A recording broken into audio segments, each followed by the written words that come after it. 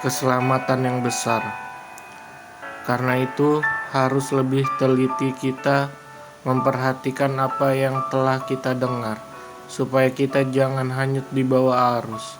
Sebab kalau firman yang dikatakan dengan perantara malaikat-malaikat tetap berlaku, dan setiap pelanggaran dan ketidaktaatan mendapat balasan yang setimpal, bagaimanakah kita akan luput jikalau kita menyia-nyiakan keselamatan yang besar itu, yang mula-mula diberitakan oleh Tuhan dan oleh mereka yang telah mendengarnya kepada kita dengan cara yang dapat dipercayai, sedangkan Allah meneguhkan kesaksian mereka oleh tanda-tanda dan mujizat-mujizat dan oleh berbagai-bagai penyataan kekuasaan dan karunia Roh Kudus yang dibagi-bagikannya menurut kehendaknya. Yesus seketika lebih rendah daripada malaikat-malaikat, sebab bukan kepada malaikat-malaikatlah ia taklukkan dunia yang akan datang. Yang kita bicarakan ini, ada orang yang pernah memberi kesaksian di dalam suatu nas, katanya, "Apakah manusia sehingga engkau mengingatnya, atau anak manusia sehingga engkau mengindahkannya? Namun engkau telah membuatnya untuk waktu yang singkat, sedikit lebih rendah daripada malaikat-malaikat, dan telah memahkotainya dengan kemuliaan dan hormat. Segala sesuatu telah engkau taklukkan di bawah kakinya, sebab dalam menaklukkan segala sesuatu kepadanya tidak ada satupun yang ia kecualikan, yang tidak takluk kepadanya.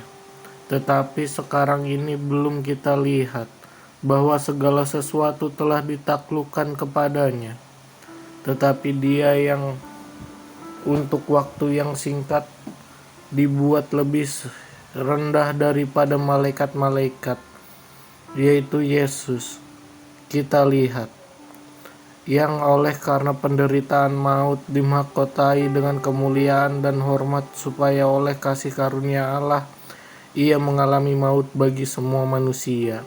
Sebab memang sesuai dengan keadaan Allah, yang baginya dan olehnya segala sesuatu dijadikan, yaitu Allah yang membawa banyak orang kepada kemuliaan, juga menyempurnakan Yesus, yang memimpin mereka kepada keselamatan dengan penderitaan. Sebab ia yang menguduskan dan mereka yang dikuduskan, mereka semua berasal dari satu. Itulah sebabnya ia tidak mau menyebut mereka saudara. Katanya, "Aku akan memberitakan namamu kepada saudara-saudaraku, dan memuji-muji engkau di tengah-tengah jemaat. Dan lagi aku akan menaruh kepercayaan kepadanya, dan lagi. Sesungguhnya inilah aku dan anak-anak yang telah diberikan Allah kepadaku. Karena anak-anak itu adalah anak-anak dari darah dan daging, maka ia juga menjadi sama dengan mereka dan mendapat bagian dalam keadaan mereka, supaya oleh kematiannya ia memusnahkan dia, yaitu iblis, yang berkuasa atas maut, dan supaya dengan jalan demikian ia membebaskan mereka yang seumur hidupnya berada dalam perhambaan oleh karena takutnya kepada maut. Sebab sesungguhnya bukan malaikat-malaikat yang ia kasihani, tetapi keturunan Abraham yang ia kasihani.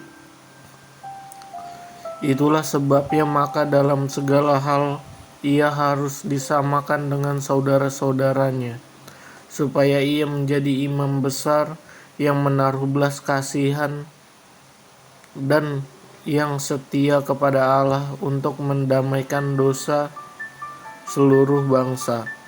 Sebab oleh karena ia sendiri telah menderita karena pencobaan, maka Ia dapat menolong mereka yang dicobai. Amin.